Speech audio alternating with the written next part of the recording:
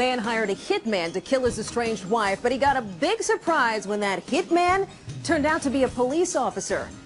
Well, now that man who hired the hitman is headed to prison. Thanks for joining us tonight on The Edge. I'm Sean Yancey. And I'm Will Thomas. Police say that Maryland man and father of three thought he had it all planned out, but investigators were one step ahead of him. New at 11, Maureen Ume is here with The Edge on the arrest. Maureen? Well, Will and Sean, Daniel Mendoza stalked his estranged wife, mapping her movements, then took the information to what he thought was a hitman. He wanted his wife's murder to look like a robbery and the killing of her new boyfriend to look like a gang hit. Lucky for those two victims, that hitman was a cop. The audio recording of the murder for hire is in Spanish. The deal going down between the suspect, 50-year-old Daniel Mendoza, and a Montgomery County police detective he thought was a hired killer. The undercover detective asked Mendoza how he wants his wife killed, saying, well, like a shot in the head, you want to cut her throat or what? Mendoza responds, no, well, however you can do it.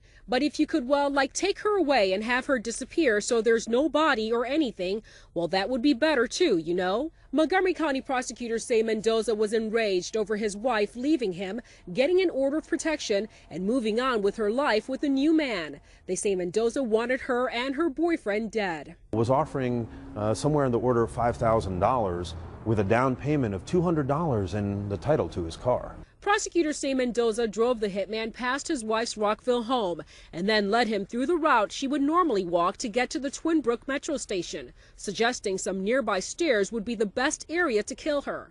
Prosecutors say he told the hitman to make sure to take her purse and cell phone to make sure it looked like a robbery and to make sure she was dead before he left. He actually didn't care how they did it. He suggested to shoot her, to do other things, and he didn't really care. His primary concern was just don't link me back to it. I don't want to be caught, and make sure she's dead. A confidential police informant tipped police off to the murder for hire.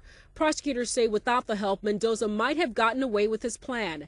They say the case should serve as a reminder to other victims, especially those who are non-English speaking, that there is hope and help. One message we'd like to get out to the immigrant community is that we are not interested in immigration status. We will do everything we can to investigate the case and prosecute the case regardless of immigration status.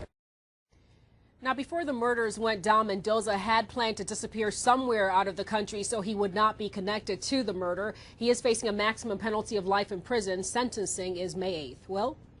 Maureen, Mendoza and his wife, they had three kids, as you said. Are you hearing whether he was concerned about leaving the kids without their mother and how they would feel about it? Yeah, I listened to quite a bit of that audio recording, which was transcribed in English. And at one point in that recording with the hitman, he says because his wife had taken out that protective order on him, he felt he wasn't really able to see his kids anyway. So there wasn't much remorse on his part. And I guess worth saying again, regardless of immigration status, police will investigate these alleged crimes. Maureen Ume, thank you as always. Yeah. Okay.